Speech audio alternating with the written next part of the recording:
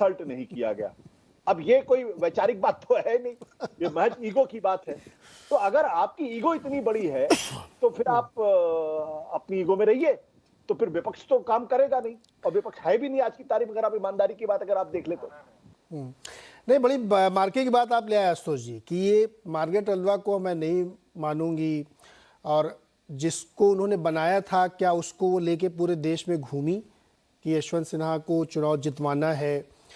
विकास जी, चुनाव की बात छोड़ देते हैं, हार जीत कौन सी क्रॉस वोटिंग हुई, किसने किसको दी, लेकिन क्या वो चुनाव लड़ा भी गया ठीक से, या एक खाना पूर्ति थी? संतोष जी, आता हूं मैं आपके पास, जा रहा हूं कि वो क्यों, मतलब वो एक खाना पूर्ति करने की भी जरूरत क्या थी जब आप यशवंत सिन्हा पे कमेंट कर रहा हूं जी। हाँ, मैं आपसे भी ले लूंगा।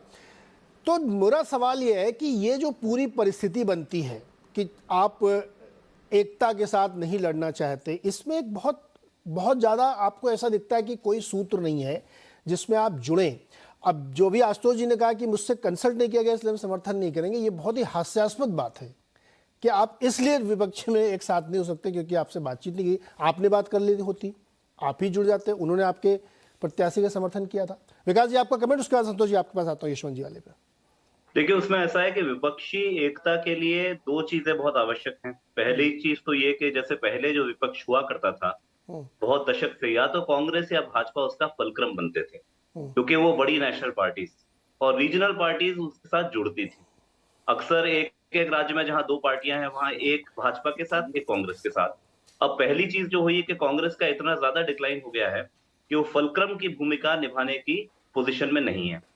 अब आते हैं दूसरी चीज, दूसरी आवश्यकता जो है ऑपोजिशन यूनिटी के लिए, कि अगर आप एक निर्णय लेते हैं तो वो निर्णय स्ट्रेटेजिकली भी साउंड होना चाहिए।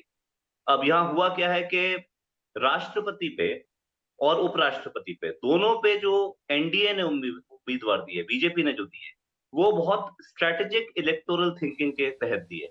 राष्ट्रपति पे पहली आदिवासी महिला राष्ट्रपति, तो और वो उड़ीसा की रहने वाली। उड़ीसा ऐसा राज्य जहां अभी बीजेडी पावरफुल है, नवीन पटनायक के आसपास बीजेपी उसकी चैलेंजर बनना चाहती है। तो शायद वो अगले 10 साल के बारे में सोच रहे हैं कि नवीन पटनायक के बाद हम आ जाएं। तो उन्होंने एक सिंबॉलिक जेस्चर उड़ीसा को दिया। दूसरा, उन्होंने